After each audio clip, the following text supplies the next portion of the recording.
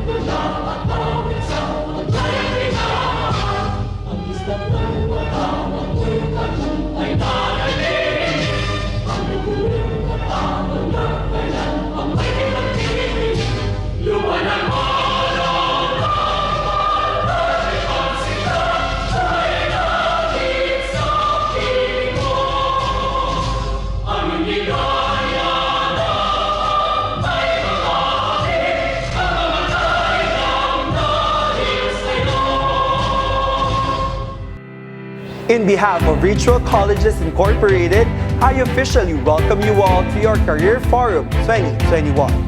I will not keep you waiting and let your journey towards the promise of success and prosperity begin by hearing words of wisdom and inspiration from the President and CEO of Ritual Colleges Incorporated. Let us all welcome Mr. Romeo Bobby De La Rosa. Good day everyone! Masaya ako nakasama ko ngayong araw na ito. Ang pag-uusapan natin ngayon is about enjoying the beauty of life. Gusto kong i-share sa inyo ngayong araw na ito na ang ganda-ganda ng buhay at ang saya-saya ng buhay. Kaya kung maganda ang buhay at masaya ang buhay, dapat nararanasan mo ito. Pero syempre, bago ko i-share sa inyo yan, let me share with you one of my latest composition. Ang title nito is Palaging Mayroong Dahilan Upang Tayo'y Maging Masaya. Sige, pakinggan natin.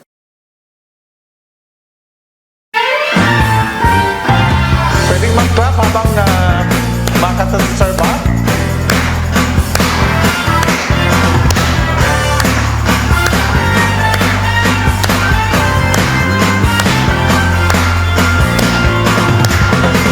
Palaging mayroong dahilan upang tayo ay maging masaya.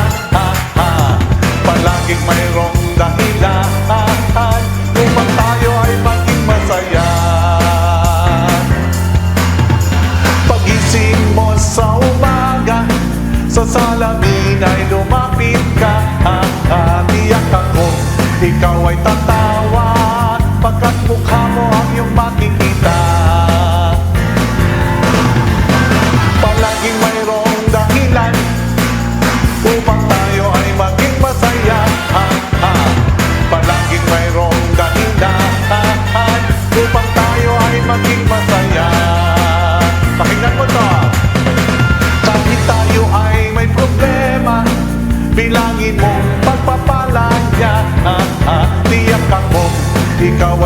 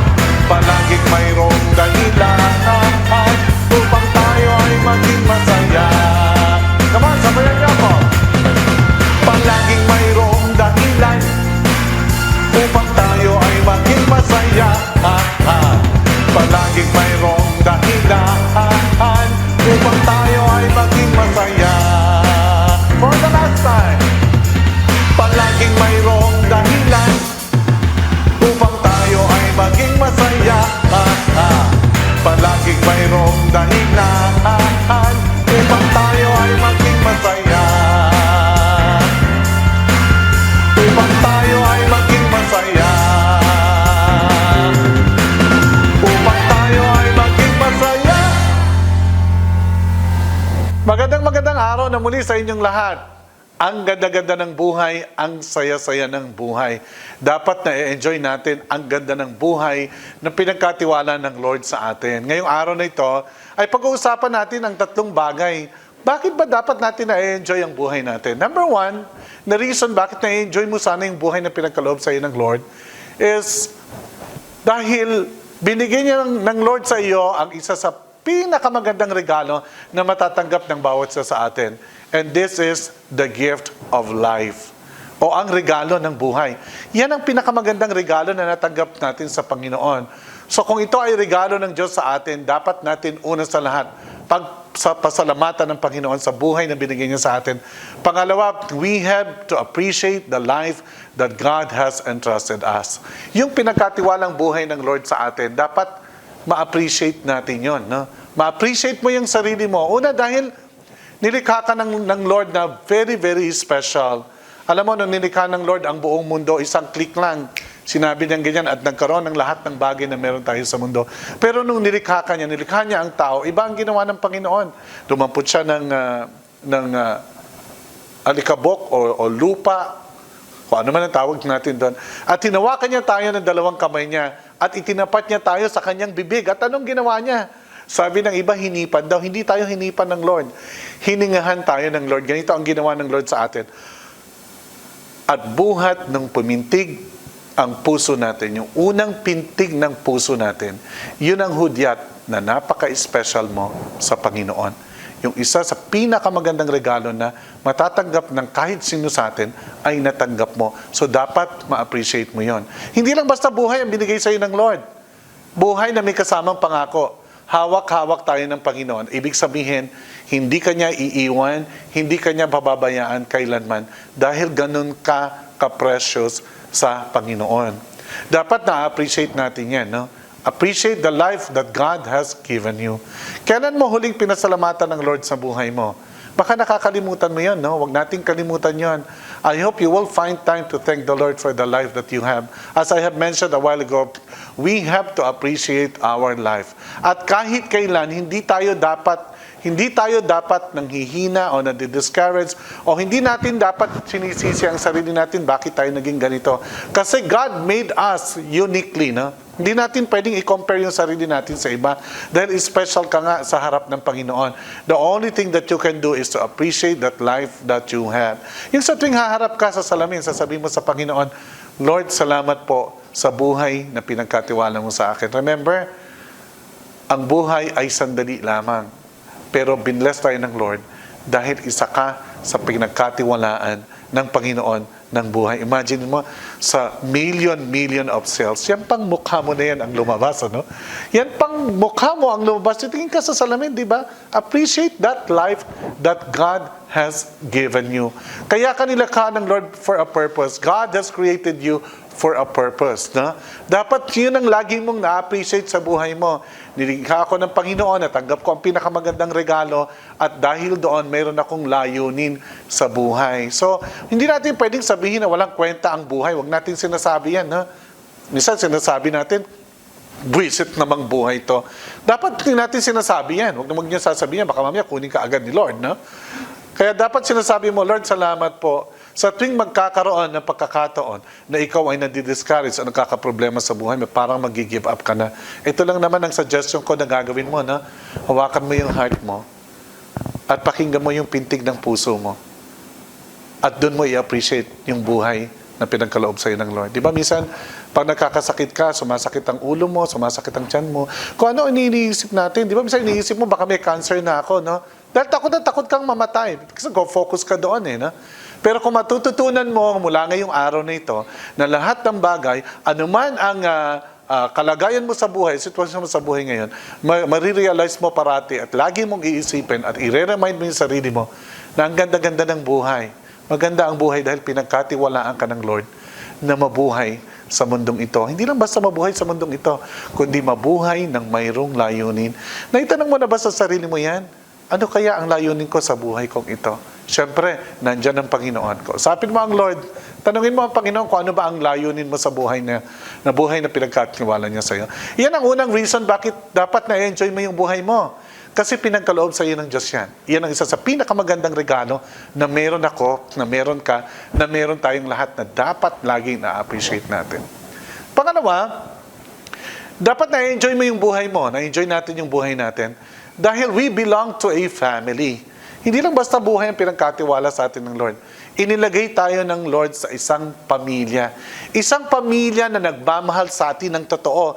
Isang pamilya na kahit ano pang mangyaring problema sa atin o pagkakamaliman natin, ito yung pamilya na lagi mong pwedeng puntahan, pwede kang kupkupin, no? At pwede kang laging makahingi ng tulong at higit sa lahat, magmamahal sa iyo ng totoo. Siyempre sa pamilya, dapat na-appreciate mo ang tatay mo at nanay mo. Appreciate your parents, appreciate your father and your mother. Alam mo kung bakit? Kasi ginamit sila ng Panginoon na instrumento para maibigay sa iyo yung pinakamagandang regalo at yun nga yung regalo ng buhay. Ang tatay natin, hindi ko alam ang sitwasyon nyo sa mga family ninyo, no? Ang tatay at nanay natin ang ginagamit ng Panginoon. Una, inalagaan tayo upang gabayan tayo kung ano man tayo ngayon at saan man tayo pupunta sa future natin, di ba? So, una ang nanay natin, imaginein mo, kailan mo huling na-appreciate ang nanay mo? Kailan mo huling napasalamatan ng nanay mo sa buhay na meron ka? Imaginein mo ha, 9 na buwan ka dinala ng nanay mo sa kanyang sinapupunan. At buhat nung ikaw ay nagsimulang pumintig ang puso mo sa sinapupunan ng nanay mo, nandyan na siya, alaga ka niya, nag-iingat siya para sa sarili niya dahil gusto kanyang mabuhay. Hindi lang basta mabuhay dahil gusto ng nanay mo na mabuhay ka sa loob ng kanyang sinapupunan, na maging malusog ka, and eventually ilalabas ka sa mundong ibabaw ng ito na mayroong buhay na pinagkaloob sa iyo ng Lord. Siyempre, ang tatay mo naman nandiyan. Either nagtatrabaho, hindi ko alam kung anong trabaho ng tatay mo, no? Pero ano man ang trabaho ng tatay mo, ang tatay mo naman nandiyan to support your mother and of course, to provide for the family. Kaya nga nung sabi ko sa inyo kanina, ano man ang sitwasyon mo sa family mo, we have to appreciate the kind of family that we have because that's the second best gift of God to every one of us, ang ating family. So, ang nanay mo na nagdala sa iyo sa kanyang sinapupunan ng 9 months, pasalamatan mo. Yung tatay mo nang nagtataguyod sa iyo, naalala mo ba, o tatay mo na nasa abroad, nagpunta sa abroad para lang kayo mapag-aral. Tatay mo na gumigising ng maaga para mag-tricycle, maghanap buhay para may pangbaon ka. Tatay mo na pumupunta sa bukid, madaling araw, umuwi, gabi na, o nagtatrabaho sa Maynila, o kaya naghahanap buhay. Lahat ng mga ito, ginagawa nila at nagsasakripisyo sila para sa atin. Pero ang tanong ko sa ating lahat ngayong umagang ito, kailan mo huling na-appreciate ang nanay mo at tatay mo at ang family mo? If there is one thing that you need to learn today, yun yung magkaroon ka ng pagkakataon na magpasalamat sa tatay mo at sa nanay mo. If there are 2 lines that I want to teach you today, number 1, yung magpasalamat ka at magsabi ka ng salamat po sa nanay at tatay mo. Pangalawa, yung magsabi ka ng I love you and I'm sorry. You know, ako tatay na ako. Tatay ako ng 2 gwapong bata. Siyempre, gwapo yung daddy. No? Ewan ko kung naniniwala kayo. Anyway, ang isa sa mga tinuro ko sa mga anak ko, yung magpasalamat at magsabi ng I love you.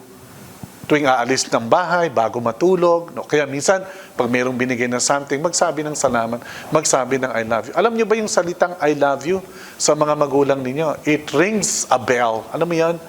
Nakakataba ng puso. No? Nakakataba ng puso pag sinasabihan nyo sila na parang mas nai-inspire ang mga parents ninyo. Kapag nga naman tayo nagkakamali, of course, iniintay din ng parents natin yung mag-sorry tayo.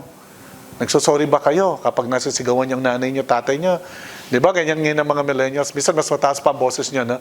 Pag kinagalitan ka ng nanay mo na, bakit ngayon ka lang dumating? Sasabihin mo, wala kang pakialam. Gabi na ako dumating. Alam mo, minsan gano'n, hindi natin alam, nasasaktan natin ang ating mga magulang. Pupunta yan sa kwarto, umiiyak, sasabihin ng daddy mo sa nanay mo, bakit ka umiiyak? Kasi yung anak mo, sinagot-sagot na naman ako. Bakit hindi ka sumagot? Hindi ko nga kaya. Alam mo yun? Ganyan na mga magulang natin. Ano? Pero talagang sabihin ko sa atin, ang mga magulang natin at magulang ninyo, gaya nyo rin, nasasaktan din. Pero ang kaibahan ng mga magulang natin, sa atin, hindi nila sinasabi na nasasaktan sila. Pupunta na lang sila sa kwarto, iiyak doon nang hindi natin alam. All the sacrifices, they are doing for all of us. Pero ang tanong ko sa inyo, Kailan mo huling na-appreciate yung ginagawa ng tatay mo at nanay mo? Kailan mo huling napagpahalagahan yon? As I have mentioned a while ago, life is too short. Hindi mo alam kung hanggang kailan nandiyan ang tatay mo at nanay mo. Huwag mo nang intayin na mawala sila para ma-realize mo na pasalamatan ng tatay mo at nanay mo sa buhay na meron ka ngayon, sa pamilya na kung saan kasama ka. No? Pamilya na pwede mong uwian, pwede mong sandalan, pamilya na pwede mong pagkatiwalaan sapagkat sila lang ang magmamahal ng totoo sa iyo. So ngayong hapon ito, ngayong araw na ito, gusto ko sabihin sa inyo na take time to thank the Lord for your father and mother. At huwag niyo rin kakalimutan magsabi ng I love you and I'm sorry kung nagkakamali tayo dahil malaking bagay ito. Second, appreciate your family. Hindi, ano man ang sitwasyon mo, status mo sa buhay, mayaman ka man, medyo mayaman, hirap, sobrang hirap.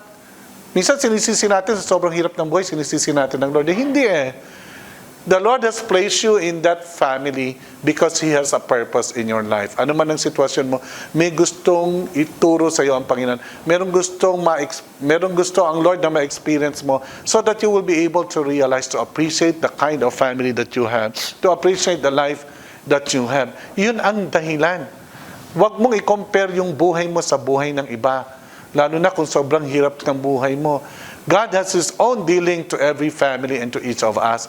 Ang importante, ma-appreciate mo kung ano ang mayroon ka. Pangatlo, mangarap ka. Sa pangarap mo ba, kasama ang tatay at nanay mo? Mangarap ka, no? Dapat kasama ang family mo. I believe your parents have also their dreams for you.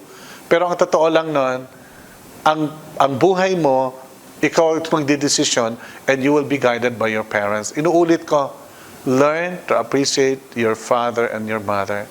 Mga kapatid mo, kuya mo, ate mo, kahit minsan nag-aaway kayo, pero ang totoo nun, mas masaya pagkasama mo yung family mo, di ba? So dapat mas masaya tayo pagkasama natin yung family natin. Yun yung second reason bakit na-enjoy mo dapat ang buhay mo. Pangatlo, gusto kong sabihin sa atin, ang buhay na binigay sa iyo ng Lord ay buhay na pinagpala. Dapat na-enjoy mo ang buhay mo dahil pinagpala ka ng Panginoon. At ang design ng Lord sa buhay mo, maliban pa sa ma-enjoy mo yung buhay mo, ay ipagkaloob ng Lord sa iyo yung desire ng puso mo. Yung kailangan mo sa araw-araw. No? Pero hindi ito mangyayari kung hindi mo pagyayamanin yung personal connection mo sa Lord. Alam mo kami, 10 kami magkakapatid. Ang tatay ko magsasaka. Ang nanay ko, housewife lang. Pero mayroong malaking blessing na binigay sa amin ng Lord. Nangarap sila, lahat kami makatapos ng pag-aaral. Gayon pa man, 2 ang hindi nakatapos ng pag-aaral. Pero tumulong sa aking mga magulang. Yung kuya ko, na grade 6 lang natapos, nag-tricycle. At yung kinikita niya doon, yun ang pangbaon ng kuya ko at ng ate kong panganay. At itong 2 kapatid ko na ito ang nagpaaral sa amin. Yung isa kong ate, 3rd year college, nagtanan. Humingi ng tawad, pinatawad. And that's part of life. Ngayon, maasenso ang buhay. Nakatapos ng pag-aaral lahat ng mga anak niya. Bahagi ng buhay pamilya. May nagkakamali, humihingi ng tawad, kinukop-kop ang isa't isa dahil yan ang family. Gayon pa man, isa sa mga naturo sa amin ng nanay ko sa family namin, yung manalig sa Diyos, magtiwala sa Panginoon. Hindi kayo maniniwala eh. Ang nanay ko, tatay ko, minsan tinawag pa ako, pinauwi ako galing sa eskwelahan. At meron daw kami malaking problema. Alam mo yun, ang malaking problema pala namin. Umuwi ako isang umaga, kumakain. Sabi ng nanay ko sa akin, ikaw na lang magsabi sa anak mo. Sabi naman tatay ko, hindi, ikaw na. Litong-lito ko, hindi na lang masabi ko, ano ba talaga problema natin? Tay. Alam niyo ba ang ginawa ng nanay ko, tatay ko? Pinatayo ako, isinama ako sa kulungan ng baboy namin. Sabi ko, ano kaya gagawin namin sa kulungan ng baboy? Tapos pagdating namin doon, nakita ko yung baboy namin. Sabi ng baboy na, tapos sabi ng tatay ko, anak, maupo ka na. Sabi niya gano'n, bakit po, tay? Kasi nilalagnat yung baboy natin. Ipag-pray mo yung baboy natin. Alam mo yan, baboy, pag-pray ko, di ba nakakatawa yan? Na? Saan ka naman nakakita, baboy, pinag-pray. Kasi doon kami kumukuha ng kabubuhay namin. Pero dahil masunurin nga akong anak, di ba? Isa ko sa pinakmabait sa aming magkakapatid. Sabi ko lang yan, no? Pinag-pray ko at ginanong ko yung kamay ko. Sabi ng tatay ko, nilagyan ako ng suka sa kamay. At sabi niya, ipunas ko raw. Alam mo, sabi ko sa baboy, sabi ko, hinayupak ang baboy ka, kailangan gumaling ka. Kung hindi ka gagaling, patay ako sa nanay ko, tatay ko, mawawala yung tiwala nila sa Lord. Alam niyo ba, kinabukasan, kumakatok ang nanay ko sa kwarto ko, Bob! Sabi niya ganon. Naku, sabi ko, Lord, namatay yata ang baboy. Pero alam mo, during that time, pagbukas ko ng pintuan, sabi ng mukha ng nanay ko, ganon, Bob, nanganak na ang baboy. Thank you, Lord, sabi kong ganyan. Alam nyo ba, 12 lang ang suso ng baboy. Pero ang naging anak niya, 14. Grab, yan na. Di ba napakabuti ng Panginoon? Nangyari lang yun dahil sa pananampalataya ng aking mga magulang sa Diyos. At yun ang tinuro nila sa amin. Kaya hindi ko yan makakalimutan. Every time na mayroong problema, every time na mayroong pangangailangan, lumapit sa Diyos, magtiwala sa Diyos, at gawing personal ang relationship sa Panginoon. Ngayong hapon ito, gusto kong sabihin sa inyong lahat, napakaganda ng buhay na pinagkatiwala sa iyo ng Panginoon. At yung buhay na meron ka ngayon, dapat na-enjoy mo. Na-enjoy mo ba ang buhay na pinagkaloob sa iyo ng Lord? Kung hindi, baka merong kulang. Baka hindi mo pa ginagawang personal yung relationship mo sa Panginoon. Gusto kong ulitin ngayong hapong ito, ang buhay na binigay ng Diyos sa iyo ay isang buhay na masaya, isang buhay na masagana, at isang buhay na dapat na-enjoy mo. At kung gusto mong matupad lahat ang mga pangarap mo sa buhay mo, at gusto mong maranasan ang pagpapala at kabutihan ng Lord sa iyo, baka meron ka pang hindi ginagawa, yung gawin mong personal, yung relationship mo sa Panginoon. Inuulit ko, may magandang plano ang Lord sa buhay mo. At kung gagawin mong personal yung relationship mo sa Panginoon, ma-experience mo yung magandang plano ng Lord sa buhay mo.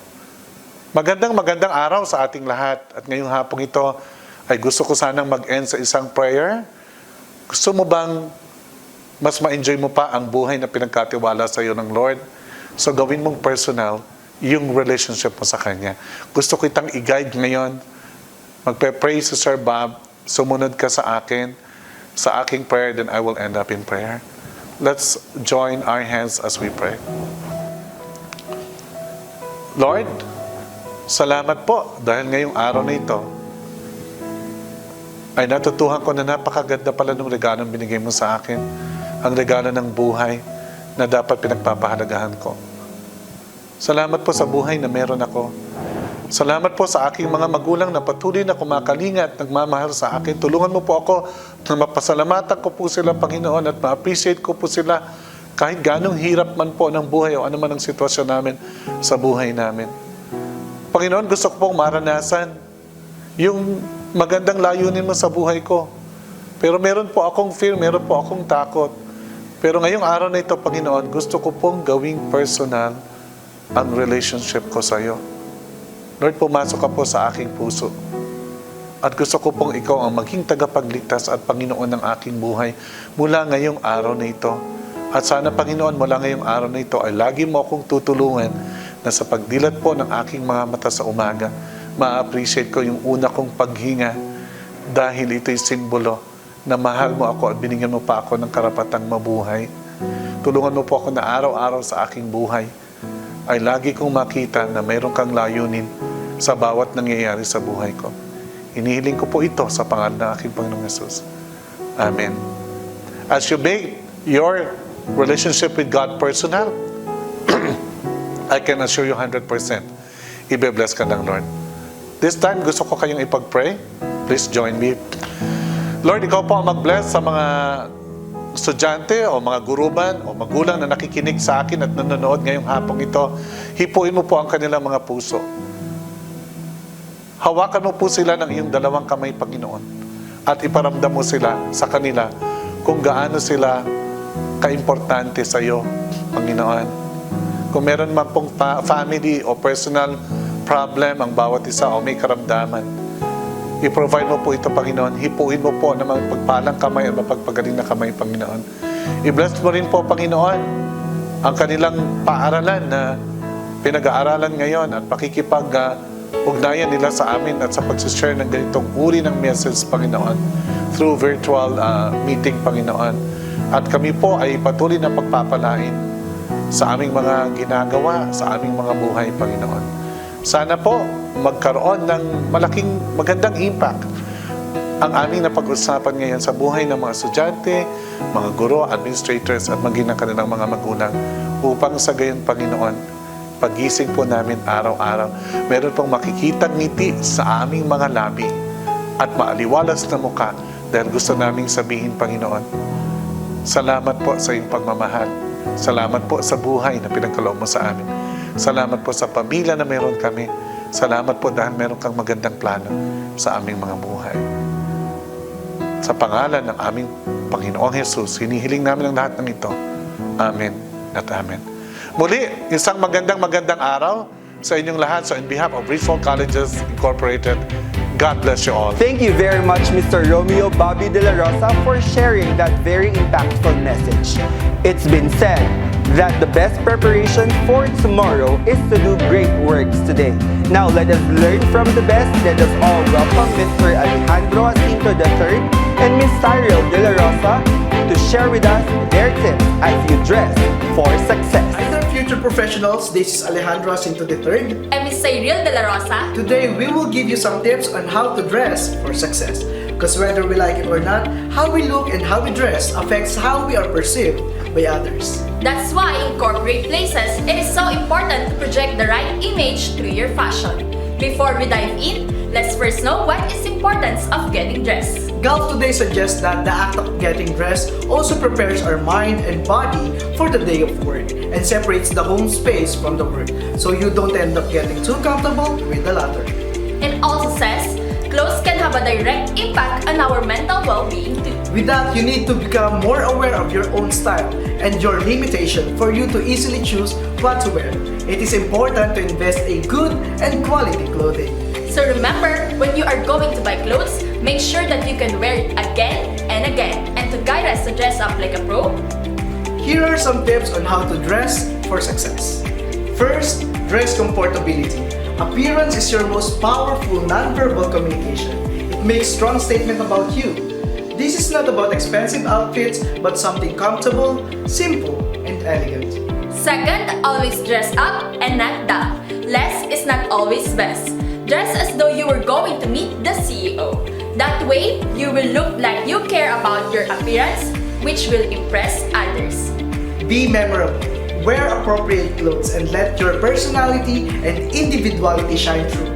It means that if you have your own signature piece, such as scarf, belt, or whatsoever, let your presentation pop with a noteworthy accessory. Fourth, match the event. Beside obvious of being clean and pressed, you need to dress appropriately for the events. Always know what the event is because some are casual and some are formal. Fifth, clean up your act. And now, you are wearing the best of you. To match your dress and the event, you also need to be appropriate. Be professional and greet them with a smile. And lastly, own it. At the end, what you wear it with smile and confidence. Because it makes you more attractive, you need to own it. And because it is you and it is your style. We are now ready to apply those tips on how to dress for success.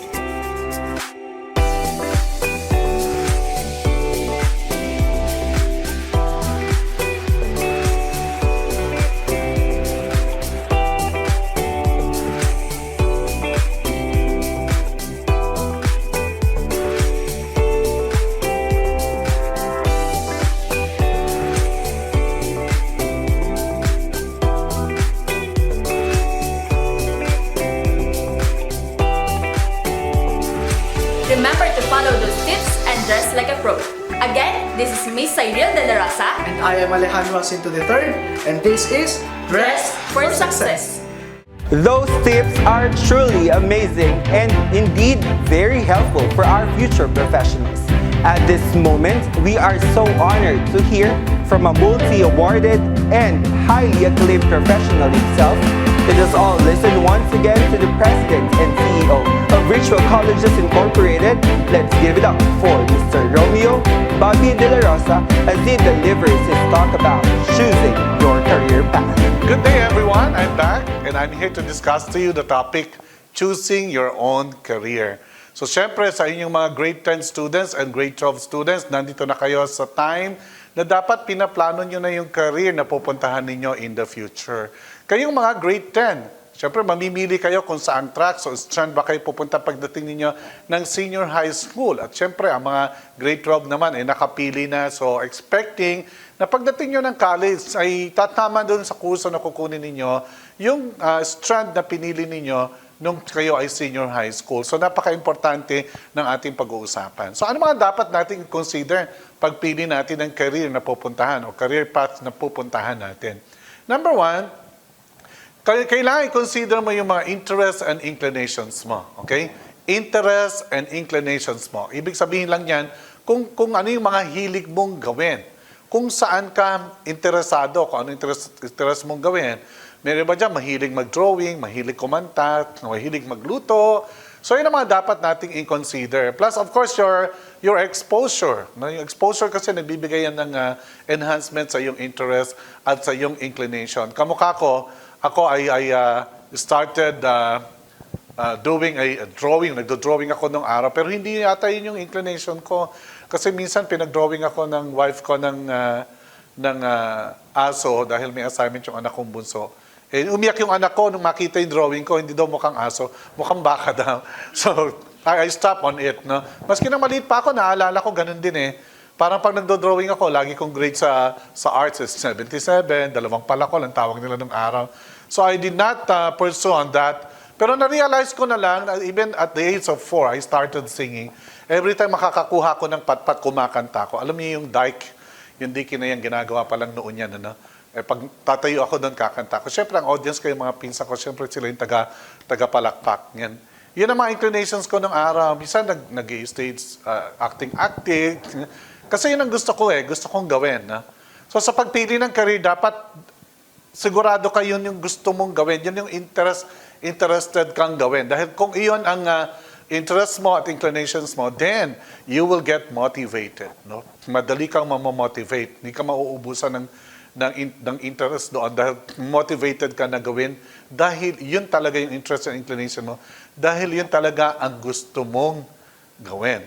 Lahat ng career nagsisimula sa pangarap. Bawat isa sa atin may pangarap. Kagaya ko, ako may pangarap. Kayong may pangarap. Pangarap ko ng araw mag-artista.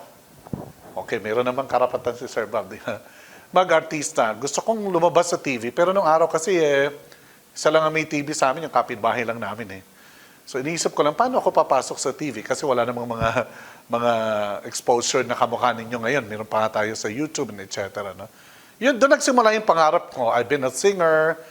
Natatandaan ko nga nun, sumasali ako sa singing contest at the age of 6 hanggang high school na kantahan ko na yata ang lahat ng amateur singing contest sa Plaridel at saka sa eskwelahan namin sa Bintog Elementary School na, and even sa Marcelo H. Del Pilar High School nung nag-high school ako. Pero nakakatawa kasi lahat ng mga time na yun, kahit isa wala akong pinanalo. Pero I move on. I continued moving on with that path of career na meron ako. Kasi yun yung inclinations ko, yun ang gusto kong gawin. Okay? At ang isa pang nagmamotivate sa akin, yung support ng aking mga parents. Tatanda ko na kumakanta ako ng elementary sa paaralan. No? Yung mga kapatid ko nagtatago sa puno ng mangga kasi hiyang-hiya sila kasi akong kapal-kapal ng mukha ko. No? Pero hindi ako humihinto kahit na minsan sasabihin ng nanay ko, sumali ako sa amateur singing contest, tapos pag-uwi ko, ano anak, nanalo ka ba? Sagot ko, hindi po ako nanalo na. Sabi ng nanay ko, okay lang yun anak. Anyway, may 14 pa namang barangay. So kaya na naging problema ko, nung pang 14 na barangay na hindi pa rin ako nanalo, pag-uwi ko, sabi ng nanay ko at tatay ko, oh anak, nanalo ka na ba? Sabi ko, Nay, hindi naman po ako nanalo. Ano ba sabi ng tatay ko during that time? Okay lang yun anak. Next year naman, pwede mo ulit-ulitin yan eh. Yun na nagbigay ng lakas ng loob sa akin, no? Na kahit na nag-fail ako, nandyan yung parents na, mga parents ko na nag-support sa akin. Maliban pa sa inclination and interest, gawin ninyong inspiration ang inyong mga magulang sa pagpili ninyo ng career, pagtahak ninyo sa career niyo. Make sure that you will make your parents your inspiration because our parents are our number one supporter. Hindi man showy ang ating mga parents, so hindi man sila vocal pagsasabi sa atin. Kasi kayong mga millennials, lagi niyong iniisip, lagi lang kayong kinagagalitan ng nanay niyo at tatay niyo. Pero ang totoo nun, proud na proud sa inyo ang nanay niyo at tatay niyo. Wala nga pinakamagandang tao sa balat ng lupa sa tatay niyo, sa nanay mo, kung hindi ikaw eh. tingnan mo yung mukha mo. Yan, tuwan-tuwa ang nanay mo dyan sa mukha mo na yan. No? Ganon kasupported ang ating mga magulang. So sila talagang pinagmamalaki nila tayo dahil una, anak nila tayo. So let's make our parents our inspiration in choosing your career. Napaka-importante nun. May mga pangarap sila sa atin. We listen to them, but at the end of the day, yung gusto mo at inclination mo ang dapat mong i-consider. Okay? Next is, aside from your inclination and your interest sa career mo, dapat i-consider mo rin, number 2, yung financial capacity or capability ng iyong mga magulang. For example, gusto mong mag-doktor pero wala namang capacity ang mga magulang mo financially. Hindi ko naman sinasabi na huwag mong i-push. Baka naman pwedeng meron ka munang second choice. Okay? Lagi kong sinasabi sa grade 12 at saka even sa grade 10 students, sa pagpili mo ng career, i-consider mo yung status ninyo sa buhay. So kaya nga, huwag kang mag-focus sa isa lang na gusto mo. Gusto ko lang maging doktor. Kung hindi ako mapag-aral ng nanay ko, hindi na ako mag-aaral. Hindi ganun ang attitude. Attitude should be like this. Number 1, meron kang first choice, meron kang second choice, meron kang third choice. Kamukha nun, nung maliit ako. Gusto ng parents ko maging pastor ako, pero hindi naman ako inclined into becoming a pastor. Pangarap ko maging artista, pero during those times when I was a kid and I was in high school, parang wala namang career na pupuntahan ng pagiging artista. Besides, I don't have any opportunity to be applying on TV kasi siyempre taga-probinsya kami. But my third option is to becoming a teacher. I really wanted to become a teacher. But that's only my third priority. Then eventually, nung ako ay nag-aral after ng high school, yun, pumasok ako sa isang Protestant seminary. It's called Phoebe's College of Bible. And from there, I took Bachelor of Music. Major in piano, major in choral conducting, minor in piano, and in voice. Yun yung career na pinuntahan ko. Then after graduation, nagturo ako ng music sa Manila Central University. Then after 2 years, nagturo ako sa Pasay Chunghwa Academy. So nagturo ako as music teacher, values teacher. Eventually, I became a glee club conductor, piano teacher. So yun yung career na pinuntahan ko. At I was 20 when I graduated from college. And from there, na-enjoy ko na yung career ko sa Pasay Chunghwa. And I stayed there for 14 years. Hindi ko makakalimutan yung experience ko na yon kasi doon ako nag-start ma-discover pa yung sarili ko as a person who is inclined into music. Hindi ko nga makalimutan na kapag ikaw daw ay isang musician, either composer ka, singer ka, conductor ka, pianist ka, or instrumentalist ka.